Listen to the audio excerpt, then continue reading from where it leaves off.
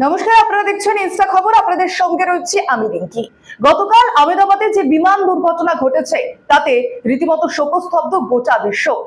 কিন্তু প্রাথমিকভাবে যখন জানানো হয়েছিল যে ওই প্লেনে যাত্রা করা 242 জন যাত্রী মারা গিয়েছে, কারণ ওরকম ভাবে হুড়মুড়িয়ে যেভাবে বিমানটি ধ্বংস হয়ে গিয়েছিল সেখানে ধ্বংসাবশেষটুকু পাওয়াও ছিল খুব কঠিন ব্যাপার।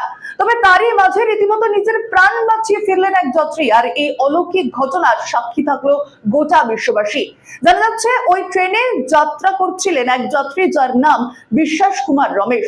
তিনি ওই এয়ার ইন্ডিয়া ড্রিম 11 প্লেনটিতে ছিলেন, যেটি রীতিমতো গতকাল দুর্ঘটনায় রীতিমতো ধ্বংস হয়ে গিয়েছে। তবে কিভাবে এই অলৌকিক ঘটনা ঘটালেন তিনি, অর্থাৎ কিভাবে ওই ধ্বংস হয়ে যাওয়া বিমান থেকেও নিজের প্রাণ বাঁচিয়ে ফিরলেন তিনি?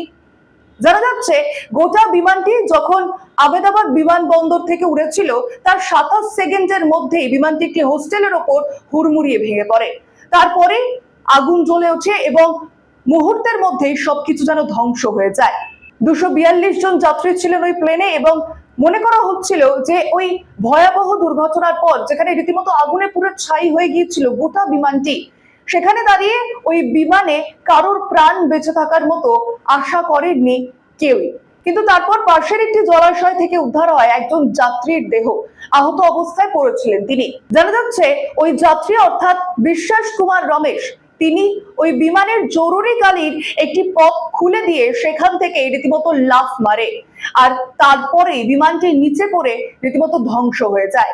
আর যখন ওই বিমানটি উড়ান ভরেছিল অর্থাৎ টেক অফের পর 27 সেকেন্ড, আর 27 সেকেন্ডে ওই প্রাণগুলি একে একে শেষ হয়ে যায়। কিন্তু তার মধ্যেও নিজের বুদ্ধি কাটিয়ে, বুদ্ধিমত্তা দেখিয়ে বিশ্বাস কুমার রমেশ জরুরিকালীন পথ খুলে সেখান থেকে লাফিয়ে নিজের প্রাণ বাঁচান কোনো মতে। গুরুতর আহত অবস্থায় তাকে উদ্ধার করে উদ্ধারকারী দল এবং তাকে নিয়ে যাওয়া হয় প্রাথমিক চিকিৎসার জন্য। বর্তমানে প্রাথমিক চিকিৎসা চলছে তার, এবং এই অলৌকিক ঘটনার সাক্ষী থেকেছে এখন গোটা বিশ্ব। একই সঙ্গে জানা যাচ্ছে ইতিমধ্যে গোটা ঘটনা অর্থাৎ দুর্ঘটনাস্থল রীতিমতো ঘুরে দেখেন আজ প্রধানমন্ত্রী নরেন্দ্র মোদী। একই সঙ্গে দুর্ঘটনাগ্রস্ত যারা রয়েছে তাদের যে প্রাথমিক হাসপাতালে চিকিৎসা চলছে সেই হাসপাতালেও যান আজ প্রধানমন্ত্রী নরেন্দ্র মোদী। একই সঙ্গে এয়ার ইন্ডিয়া সিইও এসে পৌঁছান ওই ঘটনাস্থলে, এবং ইতিমধ্যে বিদেশের একটি টিম এসে পৌঁছেছে গোটা ঘটনা খতিয়ে দেখতে। এবং এই ভয়াবহ দুর্ঘটনা, যে দুর্ঘটনা রীতিমতো ইতিহাসে একটা কালো পাতা হয়ে থাকবে, সেই দুর্ঘটনার সাক্ষী থেকেছে গোটা বিশ্ববাসী। কিন্তু তার মধ্যেও নিজের প্রাণ হাতে নিয়ে বাঁচিয়েছেন বিশ্বাস কুমার রমেশ। ভগবান না চাইলে যে কারোর প্রাণ যায় না, সেটা রীতিমতো তিনি স্পষ্ট করে দিলেন। একই সঙ্গে নিজেদের বুদ্ধিমত্তা এবং নিজের সাহস দিয়ে নিজের প্রাণ বাঁচিয়েছেন বিশ্বাস কুমার রমেশ। ইতিমধ্যেই তার চিকিৎসা চলছে এবং গোটা ঘটনার তদন্ত করে দেখছে বিশেষ তদন্তকারী দল।